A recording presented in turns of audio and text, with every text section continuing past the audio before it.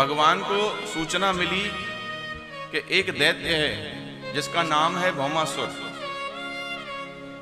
और वो हर नगर में जाता है, वहां से जो कन्या मिलती है उसको ला करके अपने यहाँ बंदी गृह में बंदी बना लेता है।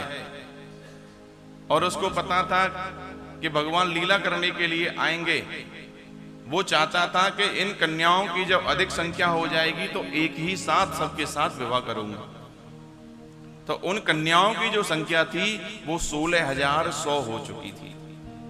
जब भगवान को ये बात पता लगी तो द्वारकाधीश ने तनिक भी देर नहीं की, उस भौमासुर दैत्य का जाकर के वध किया भगवान ने जाकर के।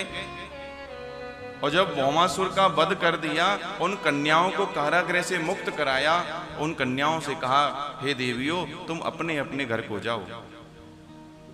अब वो शांत खड़ी हैं, अपने घर जाने का नाम ही नहीं ले रही हैं।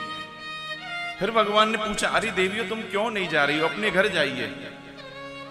उन कन्याओं ने कहा, प्रभु अगर हम घर जाएंगे तो ये घर के लोग हमें अपनाएंगे नहीं।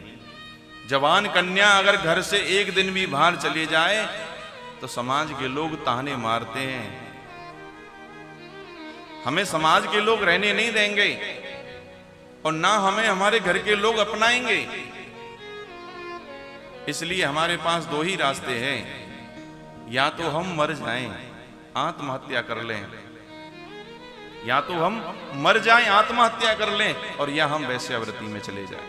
ये दो ही रास्ते हैं। भगवान ने कहा ये दोनों गलत, ये दोनों ही रास्ते गलत हैं, क्योंकि हर जीव अपनी आयु को भोगता है। जितनी सांसें उसको दी जाती हैं उतनी सांसें उसको प्राप्त होती हैं।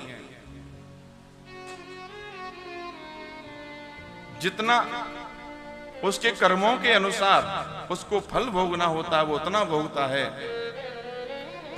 अपनी इच्छा से अपनी आत्महत्या करना यह महा अपराध है, घोर अपराध है। व्यक्ति के पास में जितनी सांसें होती हैं, चाहे वो बाल्यावस्था में हो या वृद्ध अवस्था में हो, वो उतनी सांसें भोगता है। जो कहते हैं ना, जितनी चाबी भरी राम ने उतना चले खिलौना। रोते रोते हंसना सीखो और हंसते हंसते रोना। जितनी चाबी भरी राम ने उतना चले खिलौना। तो परमात्मा ने जिसको जितनी सांसें दी हैं, वो भी सांसें उसकी एक चाबी है।